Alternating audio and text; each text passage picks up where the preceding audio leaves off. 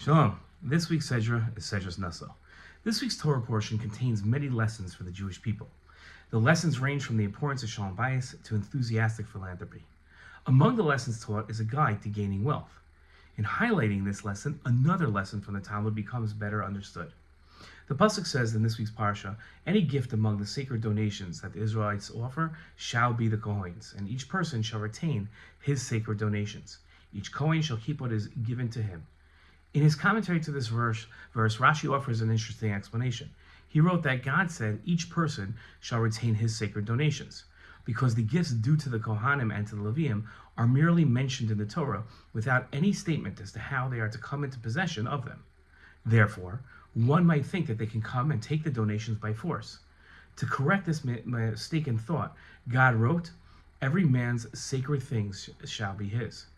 This teaches us that the benefit of using them in this respect as he wishes belongs to the owner. Rashi added a homiletic teaching of the verse that each Kohen shall keep what is given to him, and says that whoever keeps the tithes, meaning gives a tenth of his wealth, and does not give them to the Levi, only the tithes will be his, meaning his field will ultimately yield no more than a tenth of what it was accustomed to yield, so that his whole possession will not exceed the gifts that he should have given to the Kohanim and to the Leviim. The homiletic teaching of Rashi is striking. Jews who do not give a tithe of their income will be left with an income only equal to a tenth of their usual income as a punishment and consequence of their miserliness. The almost exact flip side of Rashi's homiletic teaching was quoted in the Talmud. Rabbi Yochanan said, "What is the meaning of that which is written in Dvarim, aser to aser, that you shall tithe a tithe?" This phrase can be interpreted homiletically. Take a tithe, aser, so that you will become wealthy, te aser, in the merit of the mitzvah. Now a boy asked Rabbi Yochanan, "How do you know that tithing makes you wealthy?" Rabbi Yochanan said to him, "Go and test it." The boy responded, "Isn't it forbidden to test God? After all, isn't it written, 'You shall not test the Lord your God'?" Rabbi Yochanan said to the boy that Rabbi Hoshaya taught, "It's prohibited to test God in any way except in the case of tithes."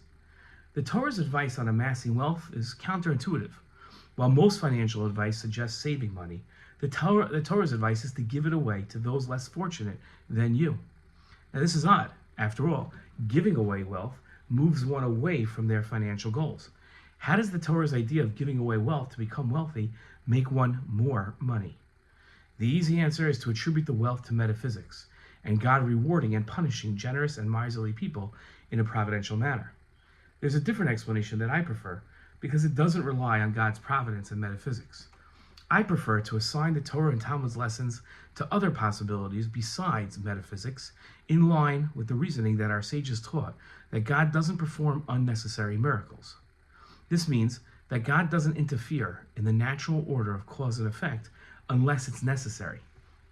If an explanation for a law or a lesson can be offered that doesn't require saying that God was interfering, that's a preferable explanation. Now, when a person trains themselves to become generous and support those less fortunate than they develop a healthy relationship to wealth. The miserly person's approach to giving doesn't only affect their philanthropy, its corrosive attitude spreads to their wealth management. Unlike the generous person and their healthy sense of wealth, the miserly person will be led to poor financial decisions by their unhealthy attitude. The Torah and Talmud's lesson of wealth and poverty is rational and easily understood. Shabbat Shalom.